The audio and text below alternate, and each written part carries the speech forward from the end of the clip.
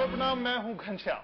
चेहरे की भाव भंगिमाएं और संवादों का डपा तुला प्रदर्शन, अभिनय और संवादों के जरिए सामाजिक सरोकारों पर चोट करने की शक्ति, कुछ ऐसी ही है रंगमंच की दुनिया। और ऐसी ही दुनिया से आज मशहूर शख्सियत नईमा उप्रेती हैं, लेडीज स्पेशल की खास मेहमान।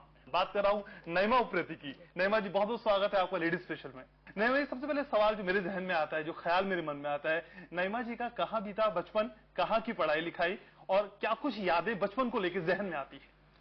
मेरा जन्म हुआ अल्मोड़ा, उत्तराखंड, नाम सुना होगा। बिल्कुल बिल्कुल। और बहुत मशहूर जगह है वहाँ। मेरा जन्म कारखाना बाजार अल्मोड़ा न्याज मंजिल में हुआ जी। और मेरे दादा जो थे वहाँ के मशहूर आदमी थे और मेरे फादर भी। मेरे मुस्लिम परिवार में मेरा जन्म हुआ। मेरी मदर आई तब हमारे यहाँ परिवार में काफी परिवर्तन आए। जैसे पहले बहुत कट्टर परिवार थे और गाना का तो कोई सवाल ही नहीं उठता, लेकिन मुझे बचपन से गाने का शौक था। तो मेरे गाना सुन के मेरे दादा जो इतने कट्टर थे उनको भी शौक पैदा हो गया। वो मुझे कहते थे बेटा गाना सुना, तो एक गाना वो मुझसे जरूर सुनते थे और मेरे भाई को गवाते थे। वो कहते थे कि मैं अपने भैया को नाच नचाऊंगी, तेरे जोर जोर से कान खींचूंगी। बहुत फिल्मी पुराना गाना था वो। तो वो कहते थे बेटा और जोर से कान खींच, और भाई का बेचारा परेशान हो जाता था, उसके कान खींचते जाते था। तो मेरा बचपन इस तरह से धीरे धीरे बीता। फिर मैंने एडम्स गर्ल्स स्कूल में मैं भर्ती हो गई। वहां भी टीचर्स मुझसे गाने वगैरह, तब गाने का सिलसिला चलता रहा। और 1953 का दौर जब आपने शुरुआत की, तब क्या क्या दिक्कतें आई? और जैसे कि आप कह रही, उस जमाने में महिलाओं का इस क्षेत्र में काम करना पसंद नहीं किया जाता था। क्या क्या संबोधन होता था आप लोगों को लेकर और किस तरह की दिक्कतें नईमा ने अपनी जिंदगी में झेली? बहुत ज्यादा। शुरू में तो बचपन में जो हम अकेले गाना गाते थे तो उसमें इतनी परेशानी नहीं होती थी। बात को जब हमने स्टेज में सबके साथ गाना शुरू किया तो हमको गांव में गए तो हमसे कहा हुड़कियानी आई जी जी। यहाँ तक कि होली में उप्रेती जी के लिए एक वो कहता था कि हुड़किया अपनी हुड़कियानों के साथ, मतलब इस तरह का मुकाबला हमने किया। वो शब्द सुने फिर भी हम पीछे नहीं है। हुड़किया मतलब? हुड़किया मतलब हुड़का बजाने वाले नीचे तबके के। हाँ, तो ये ऊंच नीच इस तरह की औरतों का आना तो बिल्कुल ही मुश्किल काम था। एक्टिंग कभी मैंने पहले नहीं की बिल्कुल। अच्छा। हाँ, क्योंकि स्त्री पात्र भी पुरुष पात्र करते थे, पीछे से मैं आवाज देती थी। गौरा नाटक हुआ, उसमें गौरा एक लड़के ने किया और मैंने पीछे से उसके लिए गाना गाया। मोहे भाता नहीं है ये मेला, आजा आजा बसंत अकेला। ये लड़के ने एक्टिंग की। ऐसी रामलीलाओं में भगवत जी के, उप्रेती जी के छोटे भाई भगवत अपने एक्टिंग कर रहे हैं और पीछे से चौपाइया गा रही। कई किरदारों को आपने जीवंत किया होगा मंच पर, कुछ किरदार बहुत जहन के नजदीक भी होंगे। क्या कुछ हमारे दर्शकों के लिए पेश करेंगी आप? जरूर। मैंने शुरू से मैं गाती ही थी मेन गाना। उसके बाद मैं नेशनल ड्रामा में भर्ती हो गई। वहाँ मैंने कई लोगों के साथ काम किया। नसीरुद्दीन शाह आजकल के मशहूर है, बावकर है, सूर्यकांत, इनके साथ। तो उसमें मैंने ओथेलो किया। उसके शब्द तो मुझे याद नहीं है ना। उसके बाद मैं पर्वतीय कला केंद्र में मैंने बहुत से नाटक किए और वहाँ ओपेरा होता है। ओपेरा तो आप जानते हैं ना। नाटकों में तो पात्र जो बोलता है वो सीधा शब्द बोलता है, लेकिन ओपेरा में जो कुछ भी होता है गाकर ही हो जाए है। तो मैंने मंत्रा का रोल किया था, बताऊँ आपको। मंत्रा का रोल किया था। तो मैं उसको कई को उसको सिखा रही हूँ है कि आप राम को बर्बाद भेजो। तो वो है, मैं बताती हूँ आपको।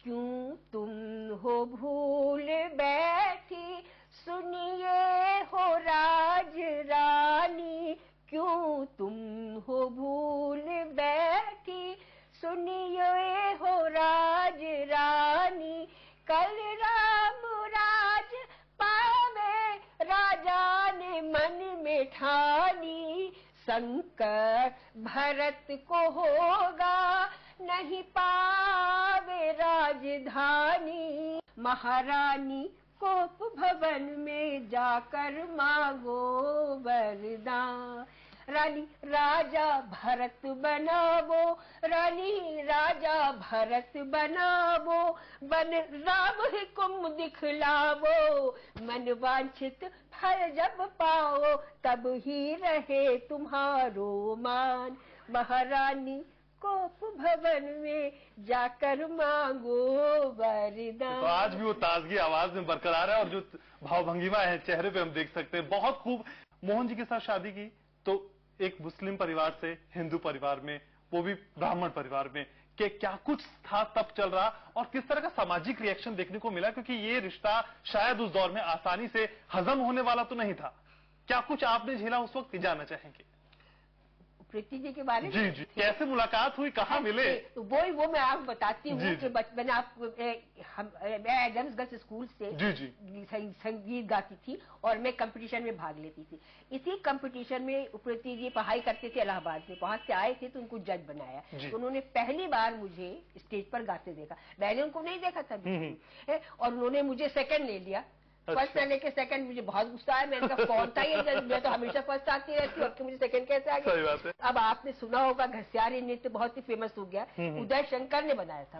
उदय शंकर ने वो वहाँ घसियारने आती थी ना, तो उनका पोज देख के कमर हिलती थी, उस पेज पर उदय शंकर ने डांस बनाया था। तो तारा दत्ती सती साहब वहाँ पर शिक्षा लेते थे। जब वो बाहर आए तो उन्होंने एडम्स गर्ल्स स्कूल की लड़कियों को घसियारी नृत्य से सिखाया। तो प्रीति जी को गाने के लिए बुलाया, तो वहाँ एक कोई टीचर थी, उसने बोल लिखे और पहली बार मैंने प्रीति जी को गाते सुना। उन्होंने पहला गाना मुझे सिखाया।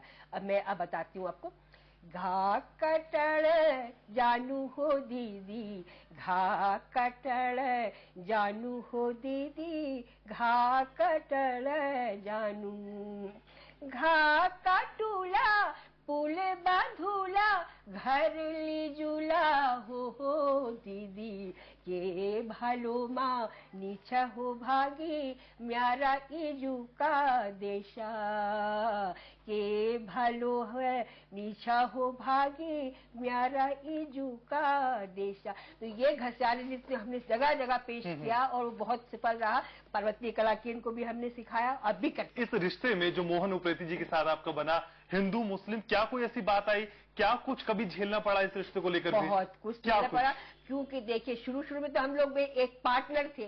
वो हम लोग दो गाने गाते थे, जैसे पाली रे भिड़ा कुछ घसियारी है ना, ये शाली मेरी चल धो शाली स्टेज में इनेक्ट करते थे। ऐसे करते चित्रा जगजीत जैसे है ना, वो लोग साथ गाते थे। गाते गाते कब वो एक दूसरे के नजदीक आगे, कब शायद ऐसे हमारा हमको पता भी नहीं चला कि कब दिक्कतें क्या आई है। दिक्कतें आई तो था ही था। मेरे घर वाले तो इतने ज्यादा थे, प्रीति जी के घर वाले बहुत ही ज्यादा, वो तो प्याज तक नहीं खाती थी। इतने वैसे ब्राह्मण थे कि वो उनको तो मुझे स्वीकार करना कोई सवाल ही नहीं उठता था। दिक्कतें आई, लेकिन जो प्यार था वो हासिल हो गया। वो तो रहा, कायम रहा। बहुत सारी बात उन्होंने मुझे छोड़ा, ना मैंने उन्हें छोड़ा। इतनी उनके लिए अच्छी लड़कियों के ऑफर आए, मेरे लिए अच्छे लड़कों का, हमने किसी को घाट नहीं डाली। चलिए ठीक है, हम भी आपको नहीं छोड़ने वाले। एक छोटा सा ब्रेक यहाँ पे लेना होगा, लेकिन नईमा प्रीति जी से लगातार हम बातें करते रहेंगे। एक छोटा सा कमर्शियल ब्रेक, जल्द हाजिर होते हैं। बने रहिए लेडीज स्पेशल के साथ।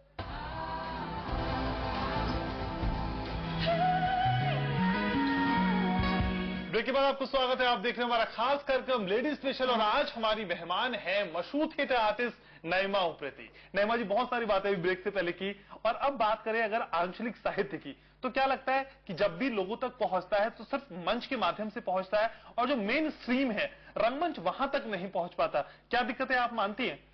वो हमने जहाँ तक सवाल है इसका साहित्य का, हमने साहित्य पर बहुत काम किया, पुराने लोक गाथाओं पर बहुत काम। जी आपने जो सुनी होंगी लोक गाथा थे, राजूला मालूशाही, ये अपनी शीला भाटिया का नाम आपने सुना होगा, पंजाबी थिएटर में वो काम करती है। तो उन्होंने ये हीर रांझा वगैरह के पुराने तो हमने राजूला मालूशाही को रंगमंच पे लाए। लोग गाता है, लंबे गाते रहते हैं लोग गाते। विजय लाल शाह ने उसके लेख लिखा और प्रीति जी ने कुछ तो पुरानी धुनें रखी, कुछ नई धुन बना के हमने इस तरह से हम वहाँ की लोक गाथाओं को, मेन हमारा जो एम था कि वहाँ की लोक गाथाओं को लाना। अज बाबा फौल, रसिक रमोल, आपने शायद नाम नहीं सुना, बड़ी बड़ी कहानियां हैं उसपे, कहीं पर प्रेम का है, कहीं वीर गाथाओं से लेकर ये सब हमने वहाँ बुलाए। इसके अलावा हिमांशु जोशी की कगार की आग को भी हमने नाटक किया। राजूला मालूशाही की बात आ रही है तो कुछ जहन में आता है, कुछ बताना चाहेंगे हमारे दर्शकों के लिए? राजूला मालूशाही की कुछ लाइनें कुछ याद आती हैं? राजूला मालूशाही में तो मैंने उसकी मदर का रोल किया था और उसमें बीएम बडोला जो आजकल मशहूर एक्टर है, उन्होंने मालूशाही का रोल किया था। और भारती शर्मा भी आजकल काफी काम कर रही है, उन्होंने राजूला का। मैंने माँ का रोल किया था, है? तो मुझे याद आ रहा कि वो छोड़ के जाता है उसको लेने के लिए, तो मैं उससे कहती हूँ, आँखें का उजाला मेरा मैं कैसे करूं लो, बिहार भीतर जाना क्या करी देखूं लो। ये उस जब वो जाता है तो उससे बात करती है। आपको रामी बताओ, रामी को हम एक वो गीत था, रामी गीत है, उसमें कोई लोग गाथा भी नहीं है, सीधा गीत था। उसको जीत सिंह नेगी ने थोड़ा बहुत ड्रामेटाइज किया और हमने उसको बढ़ाया। विजय लाल साहब ने लिखा, हमने कुछ उसके गाने यूज किए, कुछ और गढ़वाली करके दिया। तो रामी में वो उसका निर्देशन मैंने और प्रीति जी मिलकर, नाट्य निर्देशन पहले हम बीएम शाह से कराते थे, इसका हमने साथ किया। तो रामी का मैं आपको बताती हूँ कि रामी आई है, खेतों से आई, इतने में उसका बेटा लौट के आ जाता है। तो वो रामी उसको कहती है कि इसको हटा, उसके हाथ पे थाली खींच लेती है। वो वाला एक्शन मैं बताती हूँ उसको करके। तेरी जीप, ये तेरी जीप जल क्यों न जाती, ये तेरी जीप जल क्यों न जाती, सिद्धे बाबा को लाछन लगाती, सिद्धे बाबा को लाछन लगाती। ये उसका मतलब जब उसको कहती है, लड़कियों को डांटती है। जीवन की एल्बम में कौन सी तस्वीर ज्यादा खूबसूरत, ज्यादा बेहतरीन पाती है, एक सिंगर की, एक एक्टर की, या फिर एक डायरेक्टर की?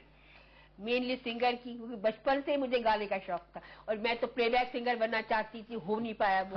फोक की तरफ जुड़ गए, तो मेनली सिंगर की। तो मैं आपको गाना सुनाऊं? बिल्कुल बिल्कुल बिल्कुल। मेरा काफी फेमस हुआ है ये गाना।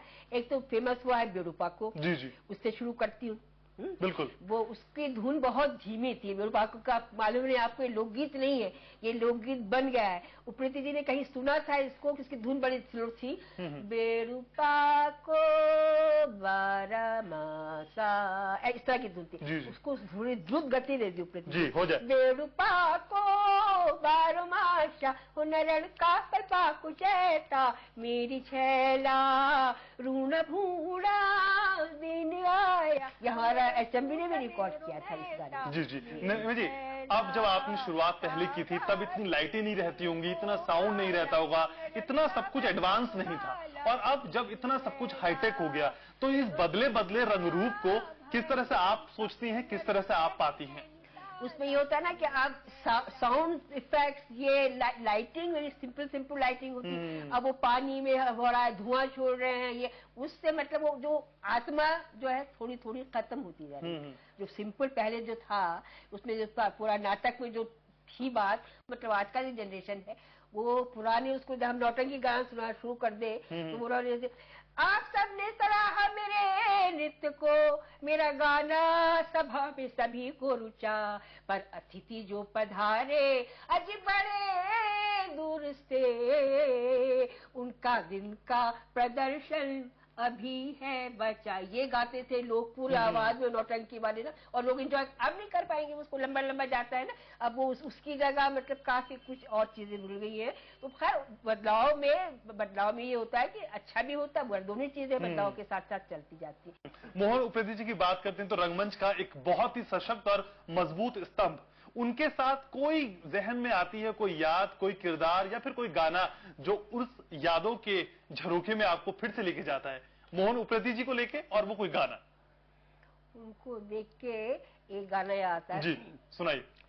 पारा भीड़ा कोचे भागी सूट सूट मुरली बाज गे, पारा भीड़ा को छुआ रूढ़ झूठ बेड़ुली बाज गे, हो बेड़ुली बाज गे, सवाई को बाला शुआ सवाई को बाला, मेरो हिया भरी ऊंचा, मेरो हिया भरी ऊंचा, जैसो नैनीताल भागी सूर सूर मुरली बाज गे। ये गाना उन्होंने मुझे सिखाया था और मैं बचपन से गाती। बहुत खूब। हमेशा की तरह आपकी आवाज की ताजगी आज भी बरकरार है और 72 साल की उम्र में आवाज में जो जोश और जादू है वो वाकई काबिल तारीफ है। मजबूरी है, टीवी की मजबूरी। एक और छोटा सा ब्रेक लेंगे, कहीं मत जाएगा, बने रहिए लेडी स्पेशल के साथ।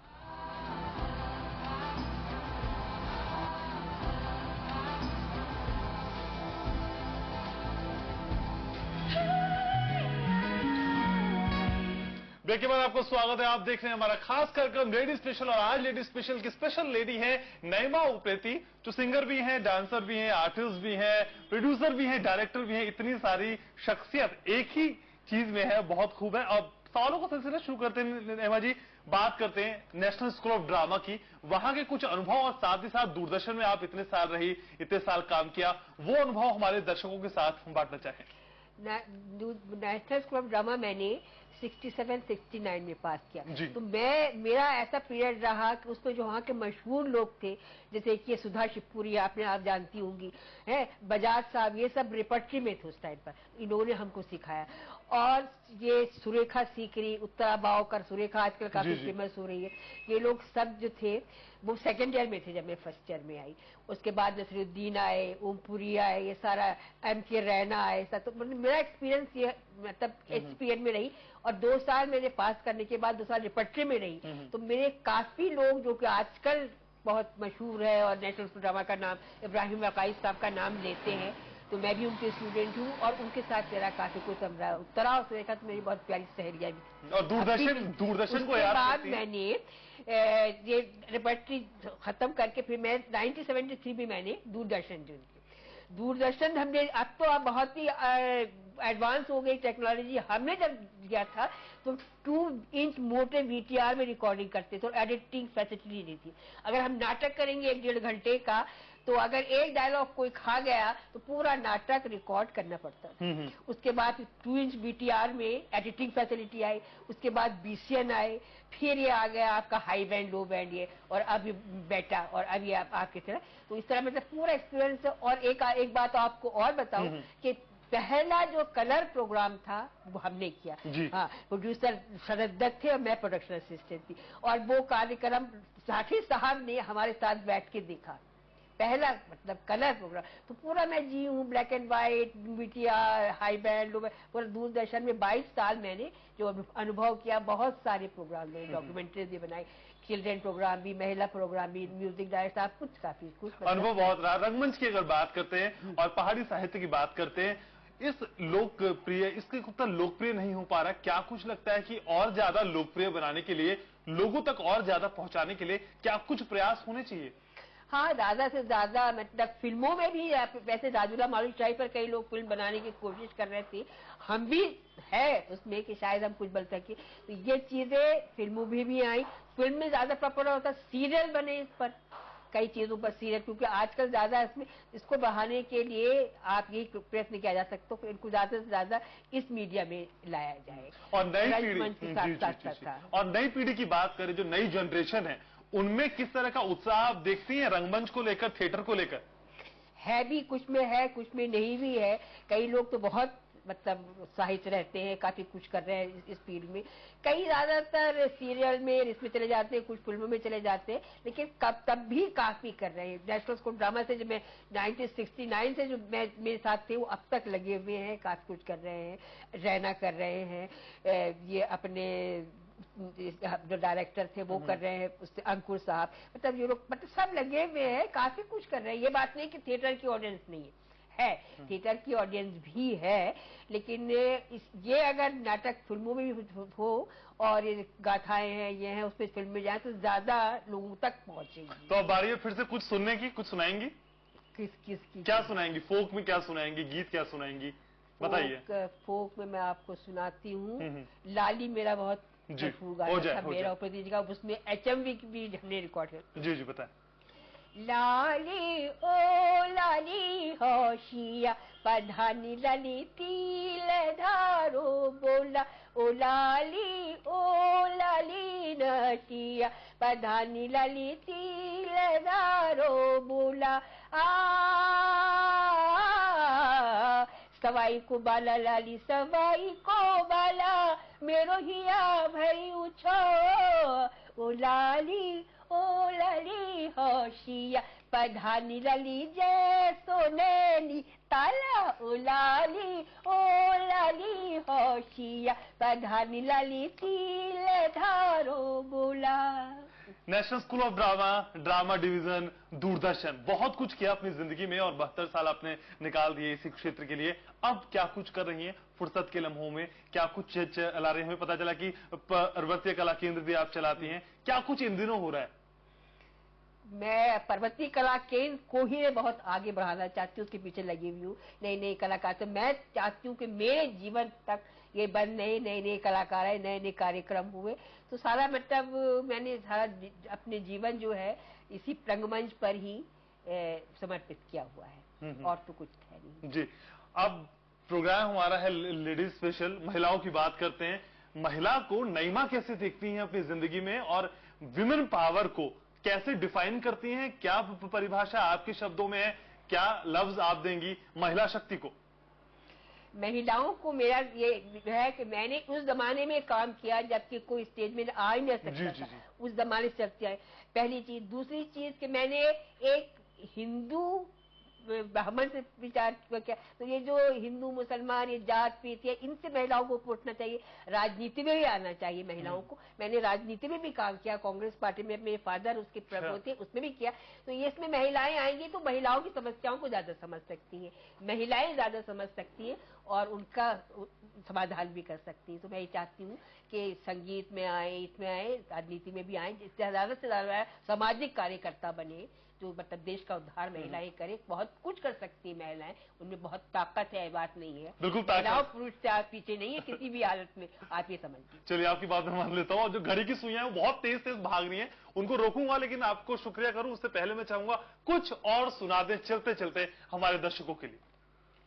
और सुनाने के लिए अच्छा, मैं आपको सुनाती हूँ इंद्र सभा का गाना। जी जी। इंद्र सभा।